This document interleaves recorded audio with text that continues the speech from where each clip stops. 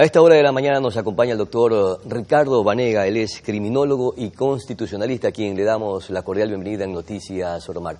Doctor, el país un poco tiene ciertas dudas, interrogantes y descontentos alrededor del proceso, el caso Metástasis, porque 10 de sus implicados se han acogido a este sistema que está dentro, sí, de la legislación ecuatoriana, que se denomina procedimiento abreviado, y que les está permitiendo una pena bastante flexible en relación al caso emblemático que precisamente los involucra en esta red narcodelictiva. ¿Este sería una especie de decepción para los ecuatorianos o la legislación les permite a estos ciudadanos implicados en este caso de corrupción acogerse? ¿Cómo podríamos interpretar todo este escenario, mi querido doctor, precisamente en el que el país, por un lado, está o se pronunció ya a través de un mandato popular para que existan el endurecimiento de las penas, pero por otro lado también existe la flexibilidad? Buenos días, doctor. Buenos días. Gracias por la entrevista. Cuando se realiza una mega investigación de carácter penal en búsqueda de la verdad, la Fiscalía utiliza los mecanismos que se encuentran señalados en el Código Integral Penal que permiten la delación, que no es otra cosa que la cooperación de testigos, de personas que han participado en los hechos y que aportan con pruebas que son conducentes a encontrar otros elementos que pueden asimismo garantizar la existencia del delito y la responsabilidad de otras personas que han participado en los hechos. Cuando esto sucede, este colaborador eficaz, que se llama, puede beneficiarse de una reducción de la pena. Y por eso es que se aplica este procedimiento que le faculta a la Fiscalía por la negociación que ha hecho para obtener la verdad, y porque obviamente las personas que participan en esto además reconocen que son culpables del hecho y producto de eso piden una reducción negociada de la pena, que va a variar, ¿no? Pero siempre se aplica la regla de dos, la Fiscalía va a negociar esto, puede ser el 30% de la pena, el 10% de la pena, de acuerdo a la aportación que se esté dando. Ya, doctor, pero en estos momentos los 10 implicados en el caso Metástasis se han acogido al procedimiento abreviado, más la cooperación eficaz. Son dos cosas independientes, dos recursos legales independientes. Es que el procedimiento abreviado es cuando tú aceptas la culpa, y al aceptar la culpa tienes la posibilidad de recibir una disminución de 1/3 de la pena. Y ahí hay una interpretación, porque para unos es que a ti te reducen de la pena el tercio, y de tal manera que tú vas a cumplir solamente el 1/3 de la pena, pero hay otros jueces que sostienen que la reducción de 1/3 implica que uno debe cumplir 2/3 de la pena. Ahí hay un criterio que depende más de la negociación entre la Fiscalía y el juez, ¿no? Claro. Y cuando se da la cooperación eficaz, en cambio usted va a ver una reducción mucho más amplia, que es lo que yo le venía diciendo, ¿no? Puede llegar a ser hasta el 10% de la pena. Claro, a ver, pero lo que resulta un poco inentendible, sobre todo para los ecuatorianos, es que los implicados que se están acogiendo a este procedimiento abreviado más la cooperación eficaz han sido o son claves dentro de esta estructura narcodelictiva, y la ley les permite precisamente acogerse a estas figuras que está dentro de la legislación ecuatoriana. Pero entonces, nuevamente nos preguntamos, doctor, ellos debieron tener una pena muchísimo más superior para que cuando se reduzca la pena no sea tan flexible. Bueno, pero es que eso uno aplica lo que está en el Código Integral Penal y es de acuerdo al delito al que tú estás siendo investigado. Pero este es un delito sumamente grave, doctor. Es un delito emblemático de la corrupción y de la narcodelincuencia en el país. Sí, pero le vuelvo a repetir. La Fiscalía es la titular de la acción penal.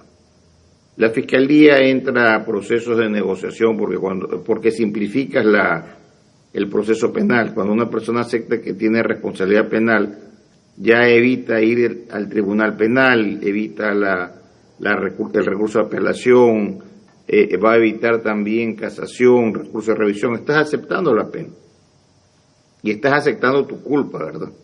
Y por eso es que al hacer esto entras en una negociación con la Fiscalía. Eso es totalmente permitido y es una garantía que ellos tienen, que se encuentra señalada en la ley, ¿verdad? Y lo están haciendo, la Fiscalía... Ya, perfecto, ya, está bien. Pero ¿qué nos garantiza que esta negociación entre el sistema de justicia y los implicados en este proceso sea transparente?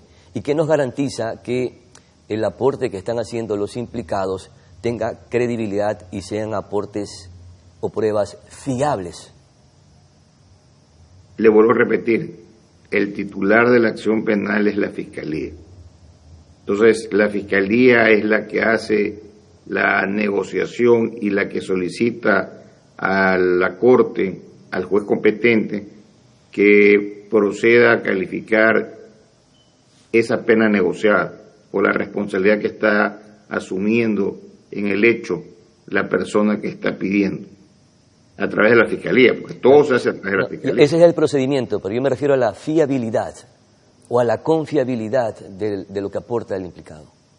Pero casualmente esa confiabilidad a la que usted se refiere es la que está permitiendo descubrir que la investigación que hizo la Fiscalía era totalmente cierta, porque yo puedo iniciar un proceso de investigación y eso no significa que usted tiene una responsabilidad penal, pero si los elementos que se han recabado demuestran que efectivamente usted ha participado en el hecho delictivo y usted lo reconoce, ahí está totalmente, hemos pasado de la veracidad o de la verosimilidad de un hecho que te están contando, pero que hay que demostrarlo, a la veracidad. Se ha logrado la demostración del hecho y uno lo acepta. Cuando uno pide la pena negociada es porque ha aceptado que ha participado en el hecho, y eso es lo confiable. ¿Y este tipo de procedimientos se debe de mantener en nuestra legislación ecuatoriana o deben hacerse algunas reformas, sobre todo cuando son casos considerados emblemáticos o que de mayor impacto en el país, como el que ha causado metástasis, purga y plaga? Es que esos mecanismos son necesarios mantenerse, porque si no, no podrían haber las cooperaciones eficaces. Acuérdese usted que cuando hay un entramado de esta naturaleza, a veces se puede dificultar poder encontrar a los responsables,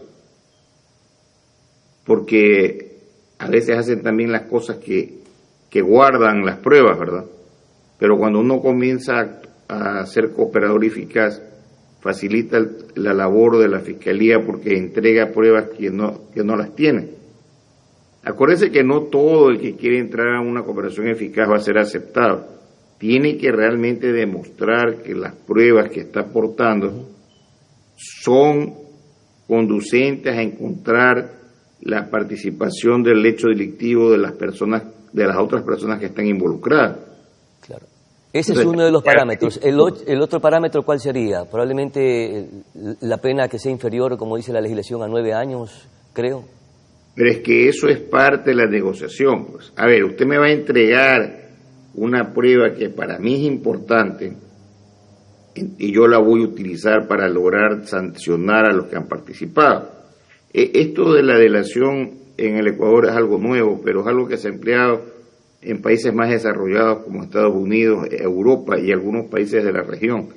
Eso permite que la Fiscalía pueda recabar con más facilidad pruebas, ¿verdad?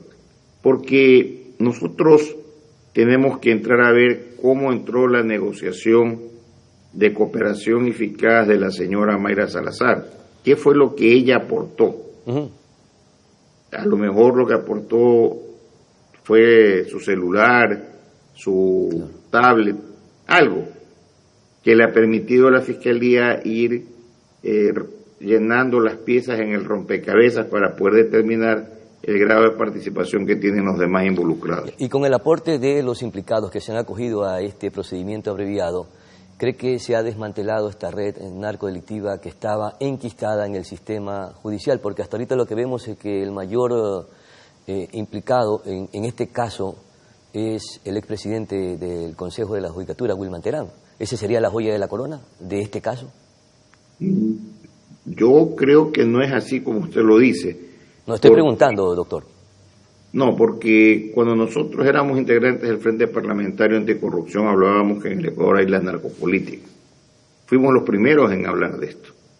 Y vea, la consecuencia de esa aseveración fue el asesinato de Fernando. Me refiero a Fernando Villavicencio.